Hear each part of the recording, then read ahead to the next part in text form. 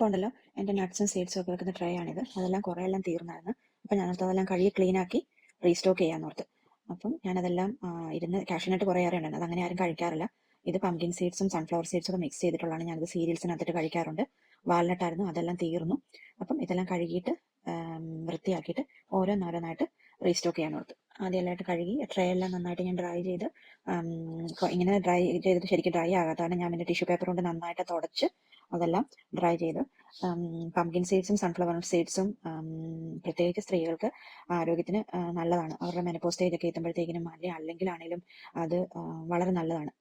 Especially sunflower സീഡ്സും pumpkin സീഡ്സും ഞാൻ daily most of the ഡേയ്സും ഞാനത് എൻ്റെ ഡയറ്റിന്റെ ഭാഗമായിട്ട് ഉൾപ്പെടുത്താറുണ്ട്. സീരിയൽസിനകത്തിട്ടാണ് ഞാൻ മെയിൻലി കഴിക്കാറ്. അപ്പോൾ അത് എല്ലാം ക്ലീൻ ആക്കി ഇത് ഡ്രൈഡ് പീച്ചാണ്, വലിയ രുചിയൊന്നുമില്ല. അതാണ് അതങ്ങനെ ചിലവാകാതെ അങ്ങനെ ഇരിപ്പുണ്ട്. കാണുമ്പോൾ എല്ലാവർക്കും അറിയാലോ ആൽമണ്ട്സ്. ഞാൻ ഒരു ദിവസം ഒരു 8 ആൽമണ്ട്സ് കഴിക്കാറുണ്ട്. കാഷ്യൂനട്ട് ഞങ്ങൾ കുക്ക് ചെയ്യുമ്പോൾ മാത്രമേ അങ്ങനെ ഉപയോഗിക്കാറുള്ളൂ, അല്ലാതെ കഴിക്കാറില്ല കാഷ്യൂനട്ട്. ഇതിന്റെ പേര് ബ്രസീലിയൻ നട്ട്സ് എന്നാണ്. കണ്ട ചക്കക്കുരു പോലെയുണ്ട്. അത് ദിവസം 2 എത്രയോ കഴിക്കാവുള്ളൂ. പിന്നെ ഇതിന്റെ സൺഫ്ലവർ സീഡ്സ് ഇത് റോസ്റ്റ് ചെയ്തോ അല്ലാതെയോ കഴിക്കാം. ഞാൻ റോസ്റ്റ് ഒന്നും ചെയ്യാറില്ല, നേരെ സീരിയൽസിന്റെ കൂട്ടത്തിൽ പാലിനകത്തിട്ട് മിക്സ് ചെയ്ത് അങ്ങ് കഴിക്കുകയാണ്. അപ്പോൾ pumpkin seeds good source of പ്രോട്ടീനും ആണ്, നല്ല ഹെൽത്തിയുമാണ്. എനിക്ക് ഇങ്ങനെയുള്ള ഇത് കഴിക്കാൻ തുടങ്ങിയിട്ട് എൻ്റെ തന്നെ ആരോഗ്യത്തിൽ എനിക്ക് ഒത്തിരി മാറ്റങ്ങൾ തോന്നിയിട്ടുമുണ്ട്.